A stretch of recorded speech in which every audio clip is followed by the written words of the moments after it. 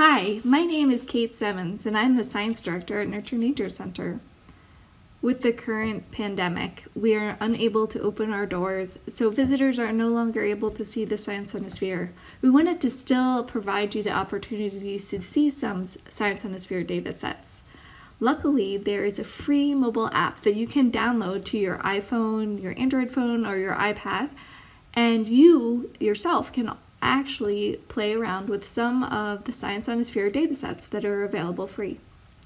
I wanted to go through some of the datasets and talk to you about an occurrence that just recently happened. You may have seen it in the news, but the Great Barrier Reef has suffered a large bleaching event this year.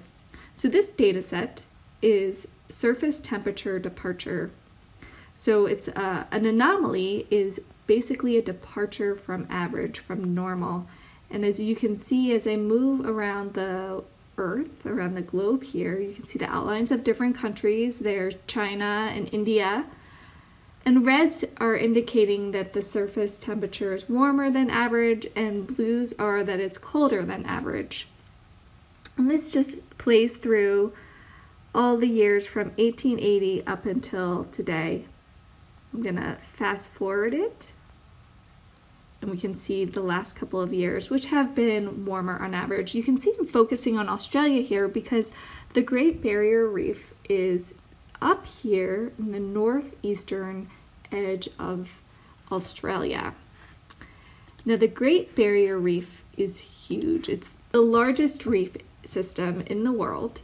It spans more than 133,000 square miles. And it suffered its third major bleaching event in just the last 5 years. The previous ones took place in 2016 and 2017. And so if we move forward to see those years, we can see that they were much warmer than average.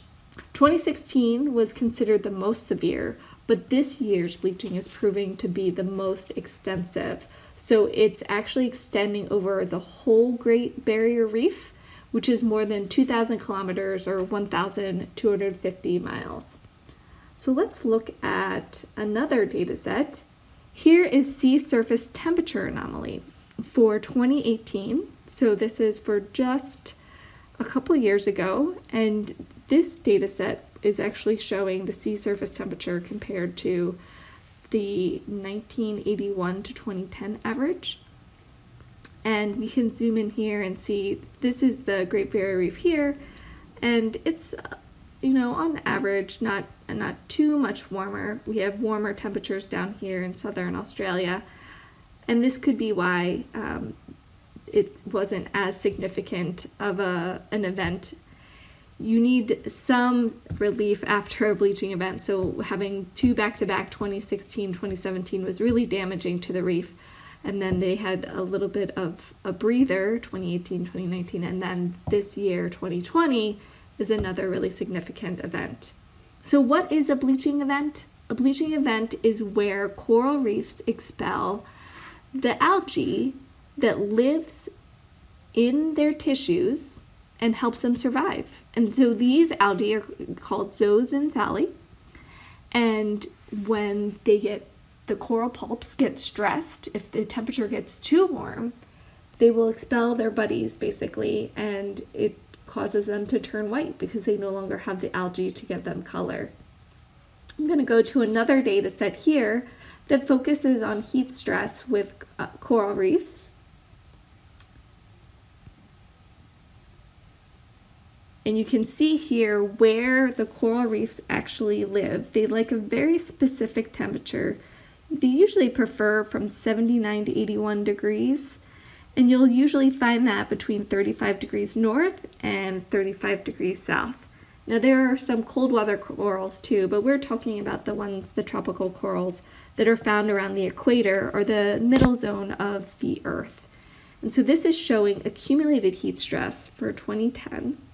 So yellow is mild, and then orange is bleaching likely, and then red is with accumulated heat stress. It could result in coral death. So when a coral has bleached and has expelled its algae, it can actually come back and survive, can be repopulated by the algae if it's given enough time to recuperate. Now, if it bleaches multiple times or for a very prolonged period of time, it could die.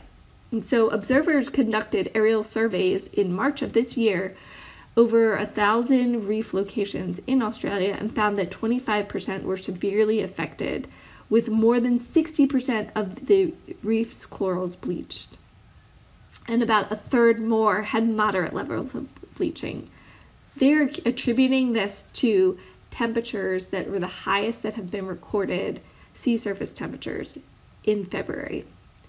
Climate change is contributing to these higher temperatures, and climate change is a result of the increase in greenhouse gas emissions that are building up levels of carbon dioxide in our atmosphere and causing the Earth, on average, to warm.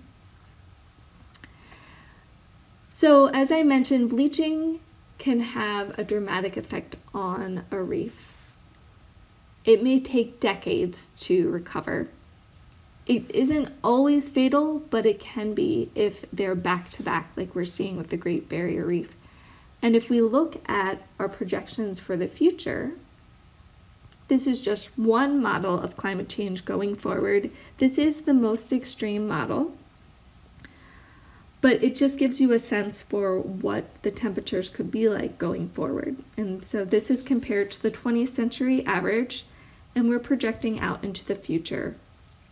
So we have we'll start from 2020, now we'll be moving forward, and red is warmer than average, and it can go up to 10 degrees Fahrenheit warmer, and then blues are below average and can go down to negative 10 degrees Fahrenheit below normal.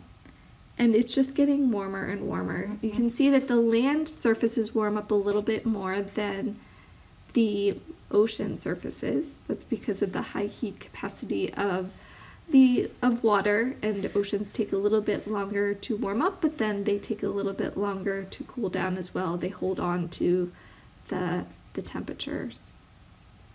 So going forward, we may have more and more of these events, and we need to be cognizant of the impacts that our human activities are having on Earth and its ecosystems.